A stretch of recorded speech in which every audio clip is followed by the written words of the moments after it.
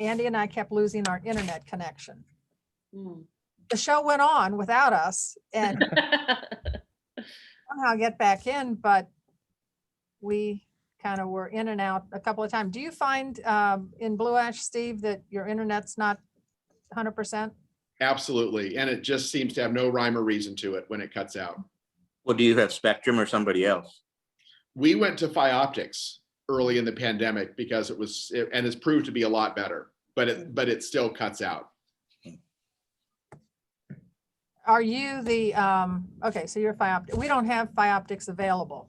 Got it. Okay. Got it. Well, when they take it to your neighborhood, it was a big improvement. But then I've heard of people that got mad at Fioptics and went to Spectrum. So I'm not, I have Fioptics in my apartment. okay. Well, you freeze up sometimes too.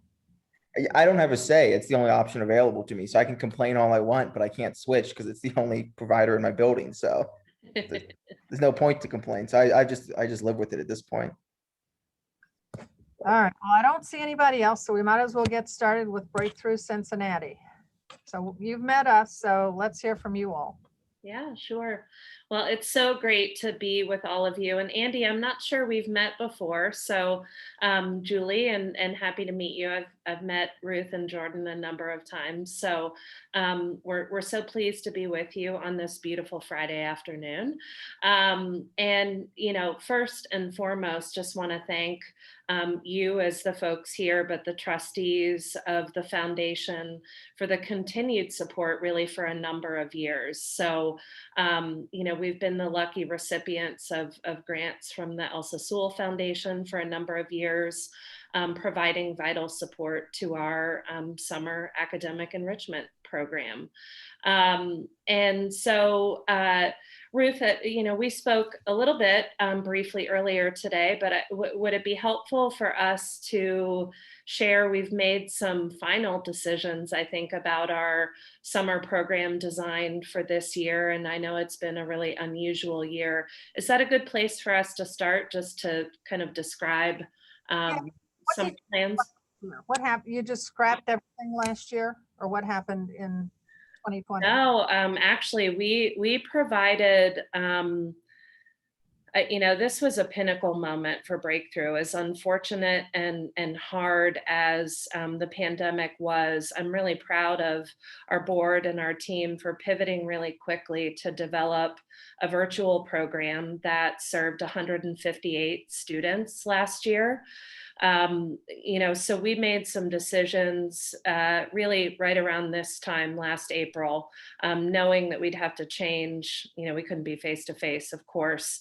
So Tiffany and our team rapidly designed a virtual program that really focused on community and keeping kids connected through book clubs. And, you know, we had kids dancing in their living rooms and following along with these academic challenges that had them doing science experiments in their kitchen with their parents. And, you know, it was not a full day, all day kind of experience, because we just felt like kids and their families needed kind of an a la carte approach, that they could opt into the things that interested them. So the 158 kids that participated were involved in over 1,800 hours of virtual learning and community experiences during 4 weeks in June and very early July. So we kind of front-ended in the beginning of summer, because we knew once summer got going, we'd probably lose our kids to outdoor activities and that kind of thing. So it was certainly very different, but we feel really successful. That's what we did last year. Okay, so then on to this year. So this is really fresh information as of yesterday, with tremendous support from our host site here at Cincinnati Country Day School. The board approved that we offer an in-person program for this year. Unfortunately, we weren't and aren't able to host programming at UC, which has been our second site, because of the limitations and really not taking outside groups there. So we've consolidated to one site at a 50% capacity and with a whole bunch of health and safety protocols, kind of pod groups and traffic patterns and masks and various schedules and all sorts of things to keep kids and our teaching fellows safe as they go about as best as we can breakthrough in the summer. So we'll be running 2 3-week sessions. We have about 140 students that have signed on for that. And we're really pleased with the response. We weren't sure quite what to expect, but families seem, it's been a hard, challenging, very isolating year. So I think it speaks to our families trusting that Breakthrough will put on a safe and obviously academically enriching program. Kids are experiencing learning loss at unprecedented rates, and we hope to be able to contribute in some small way to keeping kids inspired about learning this summer. So 2 3-week sessions, each with 70 kids. We'll have about 25 staff. So it'll be downsized, but certainly far more engaging and impactful, I think, than last year was, even though that was just the right thing to do at that point in time. Are you What gonna do any? Oh, What, yeah, I Everybody. was gonna say, are you guys gonna do? Are you guys gonna do any virtual component? Because I think normally you have around 250 kids for like Yeah. anything for the, what is that difference? About 100 kids that wouldn't be in your smaller group sense, which completely makes sense for safety reasons. I was just curious if. Yeah. It's a great question, Jordan. We have really wrestled with this, frankly, because when we weren't sure if in person would be possible, we have done a lot of surveying and trying to understand what students and families, a lot of our decisions are driven by what students and families desire and would participate in. At this point, we're just not sure that we have the capacity as an organization to do both. So we're kind of pushing all our chips in person this year. And our team is thinking through how we might provide some, what I would call maybe follow along at home activities or some sort of packet or something so that students who aren't coming in person can still have a sense of what's experience, students coming are experiencing. But we're not sure that students would participate being zoomed out and all. And so at this point, we're not considering that as an alternative. So it does mean that's a change from what was proposed. We would have a smaller number of students impacted based on those who have signed up for this summer. With that in mind, what I read in the application was your program budget was about maybe 650,000. So is that proportionately going to be less since you're at 50% capacity? Yep, it'll be a little bit more than 50% less, if that makes sense. Yeah, I mean, I know you're not paying for the student teachers and stuff. You have some fixed costs, but it won't be 650 this year. Exactly. Yeah. So we're always happy to provide revised numbers. We're projecting, and that 650 actually includes year-round staff salaries, which we allocate to the program cost centers. So our program only expenses for this summer is probably around 200 to 225. So that, and we're still finalizing the number of buses that we need and all sorts of things, but we're obviously happy to provide a revised budget if that would be helpful. assume that you get back to the good old days next summer. What do you think your retention rate will be of those that didn't get to participate this year? Yeah, such a great question. I'm going to make a comment and see, Tiffany, if you might have any thoughts to add. We've been really careful about communications both last year and this year. when we recruited new students who might not have opted in, to communicate with them as though it was a deferral to the next year. So we've maintained communication with the full cohort of students through and through. You know, I don't know that I have a predicted number in mind yet. Obviously, we hope it's as many students as possible. You know, 140 is a little more than 50% of students that would participate. Our retention typically is about 92, 93, 94%. It's, you know, so I'm not sure. We hope as many as possible. Tiffany, what are you sort of hearing when you talk with families and hearing what they, you know, when they defer, what they're saying? So, you know, each year, you know, we have our ninth graders exiting out. So this coming year, all of our incoming students are deferred. And so we still expect that class to come in for the following year. And what we hear from families is, you know, this year is just a space issue, and being able to accommodate students in the amount of space that we have. And our families are still connected. It's just, like you said, you know, the space is the issue, or they're involved in some of their school extension school year programs. So like CPS is doing an extension program for during the summertime, and that accommodates a majority of our students as well. So I can't give you a definitive of who's coming back, but I can only hope that the students who are still connected with our community will return when we are back to like normal. Mhm. Who selected the 140 out of 240? They opted in, they signed up. So we didn't select them per se. And part of the signups was sort of a numbers game, because we were trying to reach 50% capacity based on the space usage.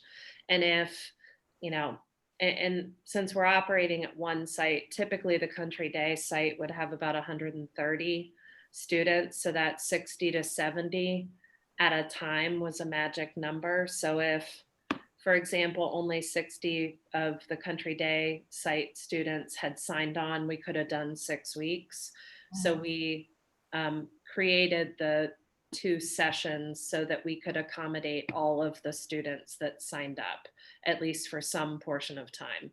My North Star this whole process has been as many kids, as much breakthrough as possible. And, you know, unfortunately, working just with one site, that sort of backed us into this 2-session thing based on the number of kids that signed up. Are the 2 sessions identical in content? Yeah, yes. Oh, Frank Hicks just joined us. Mhm. And throw it in. I had a question for you. Just kind of, I know you're part of a national role model organization, but I had a question about, I guess, your model. I know it was brought up in the past. Every once in a while, a couple board members had a question. What is the reasoning behind the model of going to 9th grade and then stopping? I mean, if one of the goals was brought up, well, you want to make sure that they get high school graduation and college, it would seem, well, isn't 10th and 11th grade just as critical, if not more, to make sure that they're, you know, there's no slide and getting into college? How did that start that will cut off at 9th grade? Yeah, it's a really great question. And we're actually working to address that very thing by extending the program into the high school years. It looks different, but we received some pilot funding from a couple of local foundations in 2019 and 2020. And we piloted some activities to extend up into, I almost said into college, but into high school and to college, which we plan to continue post-pandemic. I don't know that it was as much a decision per se as capacity and resources to, you know, kind of extend and create that longitudinal experience. And, we've gotten some momentum with that more recently with the availability of funding and just having a bigger staff with the ability to put on some of those activities. So it is in our strategic plan to fully develop that high school program, which we call the College Bound program. And I think that's always been an intent and a hope. It was just a matter of capacity and resources and the planning to really do it. One of the things, and Tiffany actually leads this aspect of our work, but one of the dilemmas we've faced is how to change the perspective or perception of our students that Breakthrough is a program that goes all the way up to college. So we've been creating some different expectations for students so that they know when they come on that there are opportunities beyond ninth grade. Tiffany, is there anything you'd add there? I know this is really your wheelhouse too. No, I think what you said is fine. Yeah, we have offerings for students beyond ninth grade, so they have the opportunity to stay with us and stay with their community of support. Mhm. The other thing, Andy, that I just add in, and Tiffany has done a terrific job of piloting this. We benchmarked with a number of our sister affiliates in the Breakthrough Collaborative around the country, a number of whom realized the same thing, which is there's an opportunity for providing more support. But what we learned is it doesn't look like simply taking Breakthrough as it exists today for middle schoolers and running that exact program into high school. Their needs are different.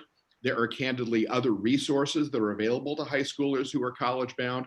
So it essentially looks like helping our kids and our families identify and make use of a lot of existing available resources. And then what Tiffany has really built out is providing a supportive community that builds on some of the Breakthrough spirit that the kids have in the summer, but carrying that through to the high school years so that the kids feel supported. So when the parents are trying to figure out how the heck do I fill out a FAFSA? I've never done that before. Tiffany and her team can direct them to resources that can really help guide them through those high school years and then into the whole college application process. So we're not trying to reinvent the wheel. We're more trying to marshal existing resources and complement that with the community aspect of what Breakthrough is.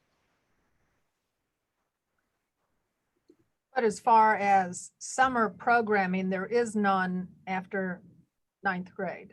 Correct. Correct. You just have during the year type things. Yeah. I think what we find too is that maybe not after ninth grade, but as students, age up through high school, they tend to work in the summer. So the program design is just different. And as Steve said, we've got the benefit of program models from other affiliates and from national that help to, create a different kind of experience that works for that age group. Did you guys get any PPP last year, or any sort of the numerous kind of aid that was out there? And I know there's Yeah. We got first draw and second draw PPP loans, each about I think about $33,000, and then we'll apply for the employee retention credit. So we were really lucky, fortunate to be able to retain all of our staff, and PPP certainly helped us do that. We also, this is maybe a, I don't know, sideline thought, but we, as you know, we're a very small organization, and we've been towards the goals in our strategic plan, building some small incremental capacity in a couple of kind of administrative places. And so we initiated a small consulting contract with an accounting firm that actually works with the National Collaborative. So we have an additional layer of fiscal oversight within the organization that was new last year. And then we also have received a multi-year pledge from a local foundation to invest in some development expertise. So we're working with a newly, this is very new information, but working with an individual as a consultant currently for some development advisor, development director type work that's just getting started. And the idea is to seed a development director and generate, diversified and more revenue in the coming years through a private investment to get it going. Okay. So I guess that's kind of where you've been, where you are, and where you're going, as we are familiar with the organization. Anybody have any other questions? Frank? No, ma'am. No? I don't think I have anything, like you said, pretty familiar. Do you guys have any questions for us?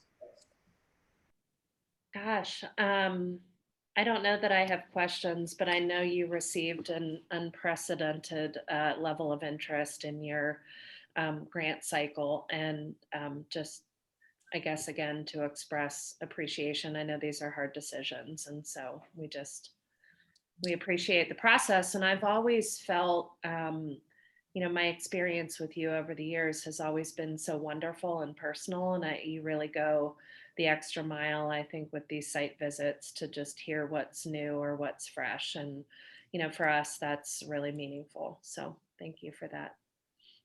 Yeah, Steve, I was in an Impact 100 meeting last night, and, they're getting to the point that they need site visits, and they were having trouble getting people to volunteer. And I was just sitting there, and I finally said, look, guys, I'm sorry, but I've had 38 site visits over the past 3 weeks, so I can't. No sympathy? No sympathy. But you also proved it can be done. So Yeah, can be they done. that 4 is a lot of site visits. I said, no, guys. Good for you. But I can't do any for you this year. Or, oh, go ahead, Ruth. No, I nothing. would say, yeah, our board meets at the end of this month on April 29th. And as you know, we usually like to get back to everybody within a week of the meeting. So the first week of May, you'd be hearing back from us. Wonderful. Like I said, I say thanks for taking time. Thanks for taking time this afternoon to meet with us and explain everything. We appreciate it. Thank you. Thanks for All your right. support and for all the Very time. much. Yep, thank Thanks you. again. See Yep, y'all. have a Take good care. weekend. Great Bye. to Have see a you. nice weekend. Bye. Thanks. Bye-bye. God bless. Bye-bye.